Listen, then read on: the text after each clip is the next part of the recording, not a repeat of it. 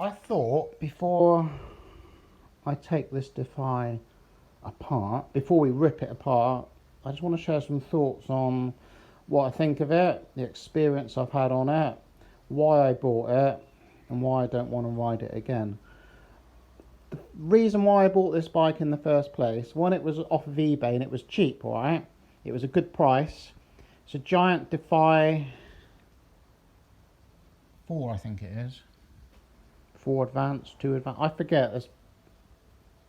That's kind of besides the point. They're all pretty much alike for alike anyway. This is 2000 and... is it 16? Anyway. Really all that's kind of irrelevant. I bought it because I wanted to try, right, what disc brakes were like on a road bike. I mean, I know what disc brakes are like. I've ridden them for years on mountain bikes, right? But on a road bike. The frame is a size medium. All of my TCRs that I've got and my other Defy is a medium. They're not medium larges, they're not smalls, they're mediums. Fits me perfect. I set this up with a 90mm stem.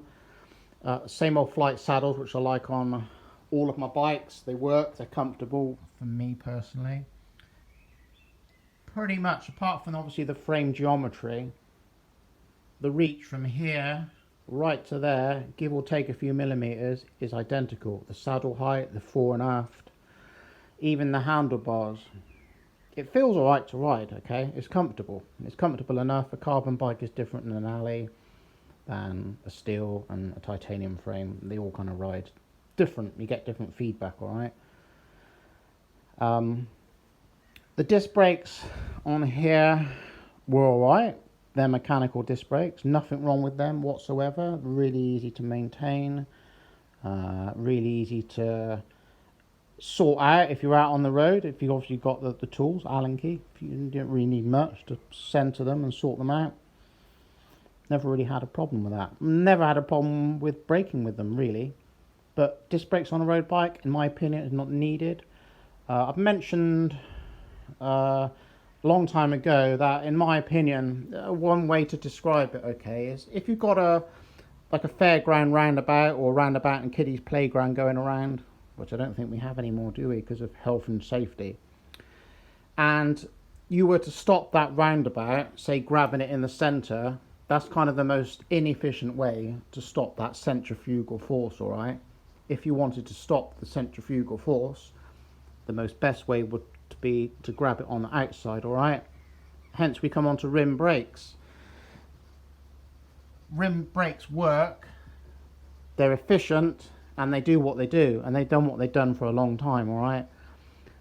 Whether your opinions on disc brakes are marketing bullshit or they're aimed at people to be able to brake easier, I don't know, but if you've got disc brakes on a road bike and I don't know, maybe you're going too fast in the wrong places and you need to learn how to use caliper brakes, all right?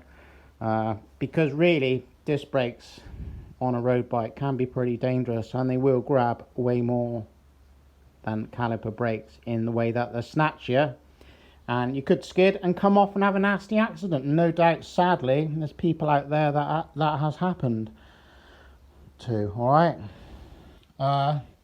With caliper brakes, I'd never had a problem in the wet, whatever. You just learn how to brake, all right? No different than being in a car, whether you've got ABS or not. You just learn how to use the tools for the conditions you're in, all right? So yeah, another thing with this that I don't actually like, and I never really liked it with this, how should I put it, geometry or design of Giants for those specific years. And I don't know if you can spot it, and it was on actually a lot of other bikes, probably still till now from what I can see of it on some brands. But just see it. Can you notice what I'm on about? It's this here. So much like head tube going on, right? Huge head tube. I've actually got photos, right? This is the other weird thing. I've got photos of me sat on this bike, and ones I took myself. I've even set my phone up in many places while I've been out riding in the countryside to see what I look like on the bike. And I'll be honest, right? And I know someone else has said this to me as well. It looks like it's too big for me. It's just strange. I've never just felt right on it. I don't know what it is. Again, as I said, there's plenty of saddles sticking out there, but it's exactly the same a height as it is in my other bikes, as per my bike fit I had, all right? And when I actually went for my bike fit, which I did have done in the bicycle chain, it was precision, like Bontrager, I think it was, bike fit. One of the like best things I've ever had. I mean, probably due for another one at some point. But my saddle was actually something like 25 or 30 millimeters too low in my TCR. So that was one of the main things that made it more comfortable for me to ride. So there's nothing wrong with that. It's just a strange bike to ride. I mean, I fitted it all out with different stuff. What I had lying around, some 105. Obviously got a bigger cassette on there because I like that as well. I got smaller cassettes as well. We can digress there or whatever. Press fit bottom bracket. Nah, they're alright, I suppose. They're easy to knock out and replace and really cheap as well. But I think like the industry standard of a threaded bottom bracket, they're going back to how it was. But press fit aren't the end of the world. You can get thread fit bottom brackets now. Nice CNC machine ones. Hope do them, and something wheels. I can't remember what the name of them is. Again, off eBay, there's some amazing ones on there for £16. Really good bit of kit with ceramic bearings and everything. 16 quid or whatever, something like that. But yeah, they got you covered. Not the end of the world. So all in, when you're looking for a bike, whether it's from a bike shop or whatever, again, I only paid, what did I pay for them? I'm trying to think. If you said £300, it might have been 400, but I think someone must have paid about £1,000 for this. I sprayed it black. One thing I didn't do before I sprayed it is etch it up or anything. So underneath that is actually, it is actually a really nice blue with like a metallic to it. So it's nothing that can't be put back to original. That could be polished off, or even as I started here, you could literally, that's just me, I just stealthed it up, that's all. Obviously my other TCR, that's been rubbed down properly and things. But all in, it's a strange bike. I can just keep repeating that. It's a funny bike. So it rides right, but I don't look right on it. I don't know what that is. And once I know sort of things like that, it just makes me feel uncomfortable. I don't really know. I don't know. Yes, I did. I mean, it's because I wanted to try the discs. As far as clearance goes for tyres, that might be interesting to point that out. As you can see,